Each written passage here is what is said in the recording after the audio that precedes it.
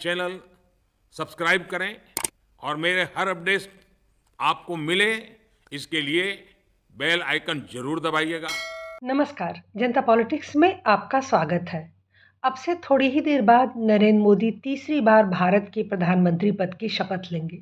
मैं नरेंद्र दामोदर दास मोदी ईश्वर की शपथ लेता हूँ। भाजपाइयों के चेहरे पर उमड़े उदासी के बादल कुछ छट जाएंगे। एक कसक तो जरूर बनी रहेगी, लेकिन बड़ा संतोष इस बात का होगा कि फिलहाल सरकार तो हमारी है। नरेंद्र मोदी के तीसरी बार पीएम बनने की राह में रुकावट आने का जो ख्वाब विपक्षी इंडी ठगबंधन के नेता देख रहे थे, वो मंसूबे हवा में ही रह गए। खुद बिहार के मुख्यमंत्री नीतीश कुमार ने मोदी से जल्दी सरकार बनाने की अपील कर दी।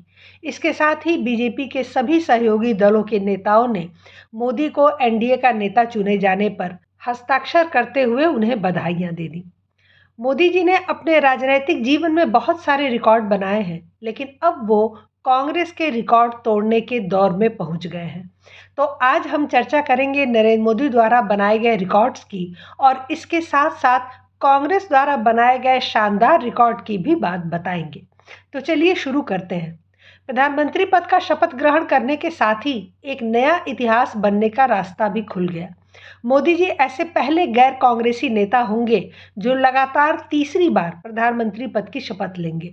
वैसे भी स्वतंत्र भारत के संसदीय इतिहास में वो जवाहरलाल नेहरू के अलावा एकमात्र ऐसे व्यक्ति बन गए हैं जिन्होंने लगातार 3 बार अपनी अगुवाई में लोकसभा का चुनाव जीतते हुए सरकार बनाई है। आज़ादी के बाद लगातार 3 बार प्रधानमंत्री के तौर पर शपथ लेने वाले भी वो तीसरे व्यक्ति होंगे। इससे पहले ये रिकॉर्ड सिर्फ नेहरू और इंदिरा गांधी के खाते में रहा है। अब आप समझ सकते हैं कि किस तरह देश की राजनीति पर केवल एक ही परिवार का कब्जा था। तकलीफ तो होगी ही उन्हें। हालांकि अटल बिहारी वाजपेयी और इंदिरा गांधी भी 3-3 बार प्रधानमंत्री पद की शपथ ले चुके हैं, लेकिन वो लगातार 3 बार नहीं हुआ था। मोदी जी की तरह इंदिरा गांधी 3 बार चुन कर नहीं आई थी सत्ता में। उन्होंने लाल बहादुर शास्त्री की हत्या के बाद पहली बार 1966 में प्रधानमंत्री पद की शपथ ली थी। उसके 1 वर्ष बाद ही 1967 के लोकसभा चुनाव के बाद और फिर मार्च 71 में हुए लोकसभा चुनाव के बाद प्रधानमंत्री पद की शपथ ली। यदि नरेंद्र मोदी ने अपना तीसरा कार्यकाल सफलता से पूर्ण कर लिया तो वो नेहरू का रिकॉर्ड भी तोड़कर आगे निकल जाएंगे, क्योंकि नेहरू 3 बार लगातार प्रधानमंत्री तो बने, लेकिन 3 बार प्रधानमंत्री का कार्यकाल पूरा न कर सके और उनकी मृत्यु हो गई। 1962 के चुनाव में वो जीते और 2 वर्ष प्रधानमंत्री पद पर रहने के बाद ही चल दिए। तो ये मोदी जी का वो रिकॉर्ड होगा जिसे तोड़ना मुश्किल रहेगा। जहां तक संसदीय और प्रशासनिक रिकॉर्ड की बात है, मोदी कई मामले में विशिष्ट है। वो बिना विधानसभा का कोई चुनाव लड़े सीधे मुख्यमंत्री की कुर्सी पर बैठे। 7 अक्टूबर 2001 को गुजरात के मुख्यमंत्री की कुर्सी पर बैठने वाले मोदी पौने 13 साल तक लगातार गुजरात के मुख्यमंत्री रहे और वहां से सीधे प्रधानमंत्री की कुर्सी पर बैठे। 1960 में गुजरात की स्थापना के बाद से वो एकमात्र मुख्यमंत्री रहे जिसने लगातार 4 बार मुख्यमंत्री पद की शपथ ली। यह भी एक रिकॉर्ड है। गुजरात में लंबे समय तक मुख्यमंत्री रहने वाले मोदी ने अपनी अगुवाई में लगातार 3 विधानसभा चुनाव बीजेपी को जिताने का रिकॉर्ड भी बनाया। ऐसा इससे पहले कभी नहीं हुआ। गुजरात में इस तरह का अनूठा रिकॉर्ड बनाने के बाद देश के प्रधानमंत्री बनने वाले मोदी ने लोकसभा के भी 3 लगातार चुनाव में अपनी अगुवाई में एनडीए गठबंधन और अपनी पार्टी बीजेपी को जिताया है। ऐसा करने वाले भी वो एकमात्र गैर कांग्रेसी नेता हैं। कांग्रेस में ये कीर्तिमान सिर्फ नेहरू के पास रहा है, वो भी उस कांग्रेस के नेता के तौर पर जिस कांग्रेस को आज़ादी के बाद के पहले 3 चुनावों में उस तरह से विपक्ष की चुनौती का सामना नहीं करना पड़ा था जैसा आज के दौर में है, क्योंकि नेहरू के समय विपक्ष था ही नहीं, या यूँ कहें कि देश में एकमात्र राष्ट्रीय पार्टी कांग्रेस ही थी। तो 3 बार चुनाव जीतना कोई बड़ी बात नहीं थी। नेहरू और मनमोहन सिंह के अलावा मोदी एकमात्र प्रधानमंत्री हैं जिन्होंने लगातार 5 साल के 2 टर्म पूरे किए हैं।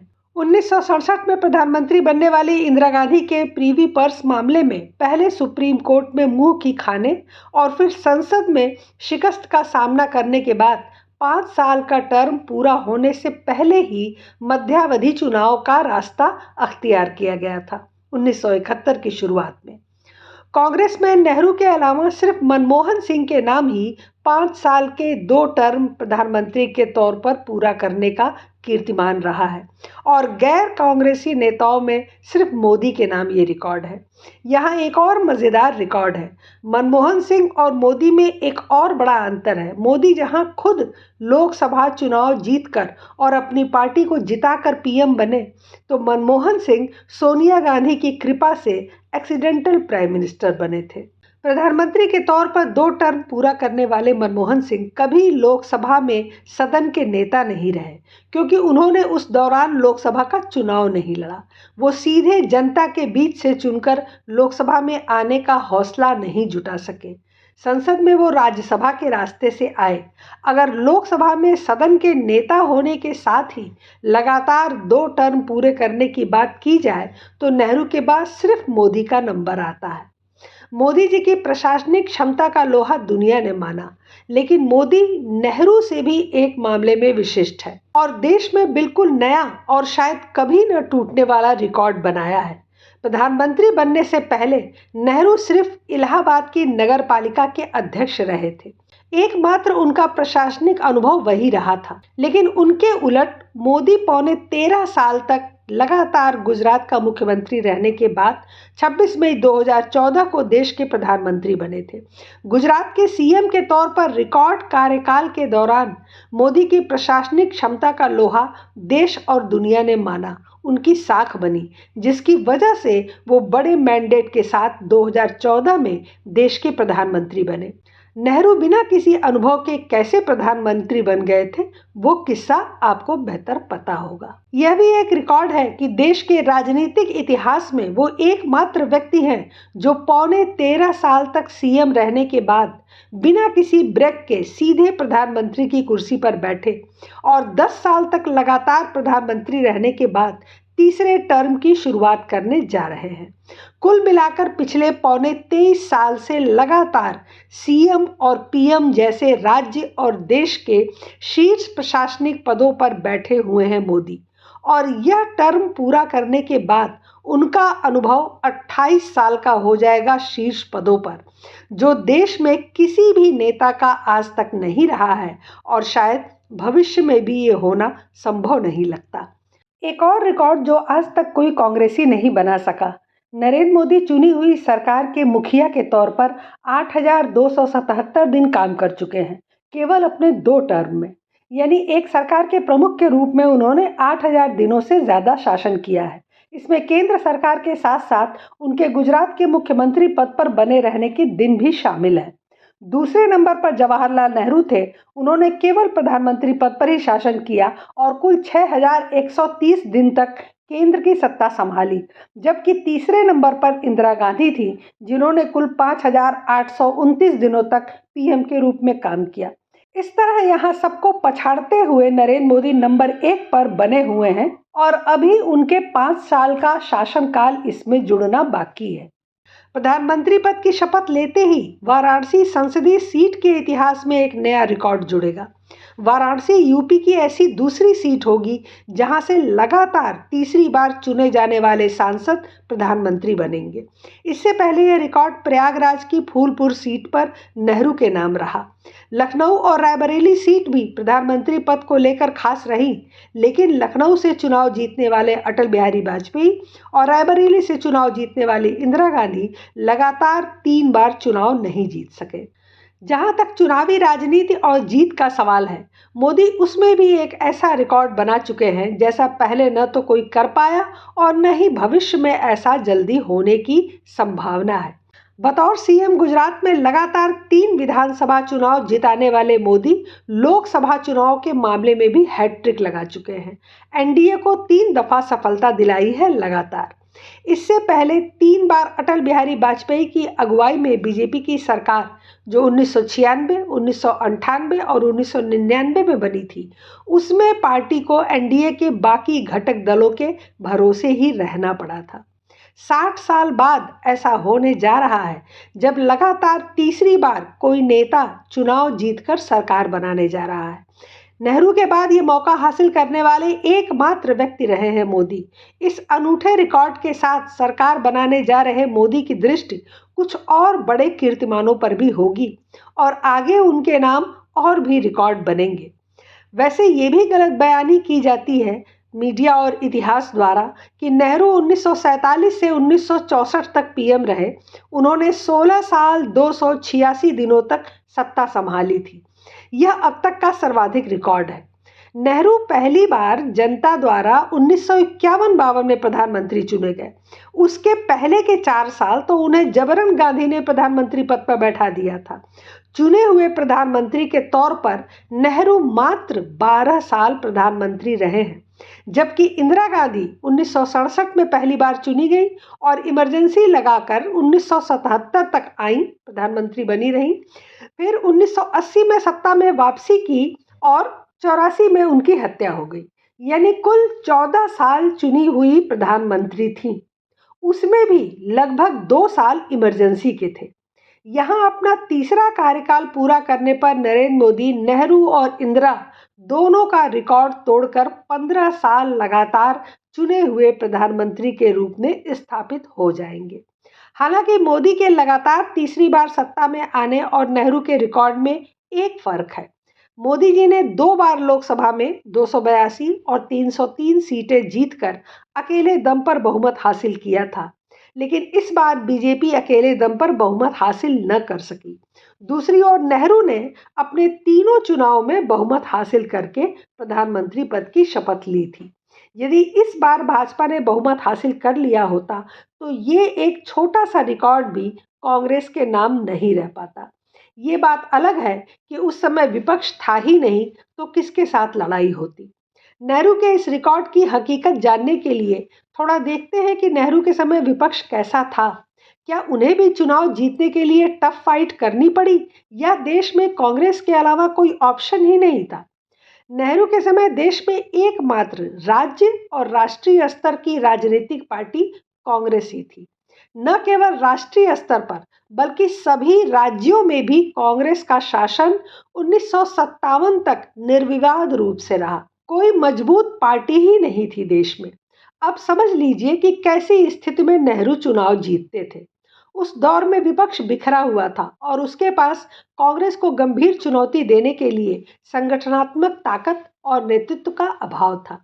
भारतीय कम्युनिस्ट पार्टी और भारतीय जनसंघ जैसी पार्टियां भी अपनी शुरुआती अवस्था में थी और कांग्रेस के प्रभुत्व को कोई खास नुकसान नहीं पहुंचा सकी। हालांकि 1957 वह वर्ष था जब कांग्रेस की गति रुक गई थी। कांग्रेस केरल में राज्य चुनाव हार गई और सीपीआई ने जीत हासिल की। सीपीआई के अलावा एक और राजनीतिक ताकत दक्षिण में सत्ता की सीढ़ियां चढ़ रही थी और उसका नाम था डीएमके। अन्नादुराई द्वारा स्थापित डीएमके तमिलनाडु में पकड़ बना रही थी। डीएमके ने द्रविड़ विचारधारा को बढ़ावा दिया और एक कट्टरपंथी अलगाववादी अभियान चलाया, जिसमें तमिलों के लिए द्रविड़ नाडु नामक एक अलग देश की वकालत की गई।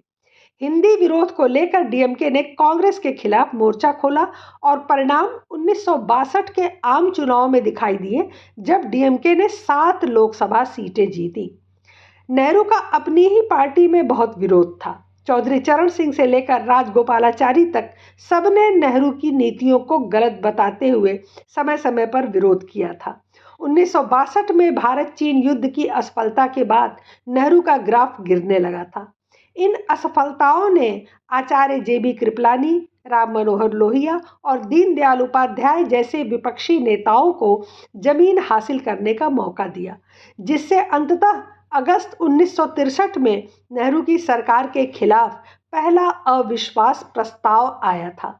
नेहरू प्रस्ताव को हराने में तो कामयाब रहे, लेकिन यह पहला मौका था जब विपक्ष ने कद्दावर कांग्रेस की ताकत को चुनौती दी थी। तो पहली बार नेहरू को 1963 में विपक्षी दलों की चुनौती मिली और 1964 में नेहरू बीमार होकर दुनिया से निकल लिए। मतलब कि 3 बार का जो रिकॉर्ड प्रधानमंत्री बनने का था, वो इस मजबूरी के कारण था कि कोई बड़ा नेता कांग्रेस से बाहर रहा ही नहीं था। देश में लगभग जितने बड़े नेता थे वो सब कांग्रेस में शामिल थे। अब इस जबरन बने हुए रिकॉर्ड से नरेंद्र मोदी के 3 बार प्रधानमंत्री बनने की क्या तुलना है। वो कांग्रेस को सत्ता से हटाकर पीएम बने और फिर कांग्रेस को सत्ता में लौटने नहीं दिया। यह बहुत बड़ी उपलब्धि है कांग्रेस का इतिहास देखते हुए। अब थोड़ा कांग्रेस की वर्तमान उपलब्धियों के रिकॉर्ड को भी जान लीजिए। मोदी जी अपने साथ साथ कांग्रेस का रिकॉर्ड भी बनवाते जा रहे हैं। इतिहास में पहली बार ऐसा होगा जब इस संसद में 10 साल बाद कांग्रेस को विपक्ष का नेता पद मिलेगा। यानी सत्ता तो दूर, कांग्रेस विपक्ष का नेता पद हासिल करने में भी असमर्थ रही थी। कांग्रेस के इतिहास में यह रिकॉर्ड दर्ज किया जाएगा कि 10 साल बाद वो विपक्ष का नेता बन सकी। वैसे इस मोदी काल में कांग्रेस एक और नया रिकॉर्ड अनचाहे ही बना चुकी है। मोदी के कारण ही केंद्र की सत्ता से सबसे अधिक समय तक दूर रहने का रिकॉर्ड। मोदी राज से पहले वो अधिकतम 8 साल तक सत्ता से बाहर रही थी, वर्ष 1996 से 2004 के बीच। लेकिन मोदी राज में उसका इंतजार फिलहाल 15 साल लंबा हो चुका है। ये और कितना लंबा होगा ये उसके नेताओं को भी पता नहीं। शायद राहुल गांधी के बुढ़ापे तक खिंच जाए। मोदी का जलवा जब तक है, कांग्रेस ही नहीं बाकी विपक्षी दलों को भी सत्ता में वापसी के लिए इंतजार का नया रिकॉर्ड ही बनाना है। वैसे भी 35 साल हो गए हैं नेहरू गांधी परिवार से किसी को प्रधानमंत्री बने हुए। जी हाँ, कांग्रेस का यह रिकॉर्ड भी इतिहास में दर्ज होगा कि 40 साल से नेहरू गांधी परिवार ने प्रधानमंत्री पद का स्वाद नहीं चखा। मोदी जी इस अवधि को और लंबा ही करने वाले हैं अपने नए रिकॉर्ड के साथ। बस निगाह रखिए उनके नए नए रिकॉर्ड्स पर और मजे लीजिए। और अब आनंद उठाइए तीसरे शपथ ग्रहण समारोह का। हम चलते हैं, आज के लिए बस इतना ही। हमारे चैनल को सब्सक्राइब करें, लाइक करें और शेयर करें। अपने विचार हमें कमेंट बॉक्स में ज़रूर बताएं। धन्यवाद, नमस्कार।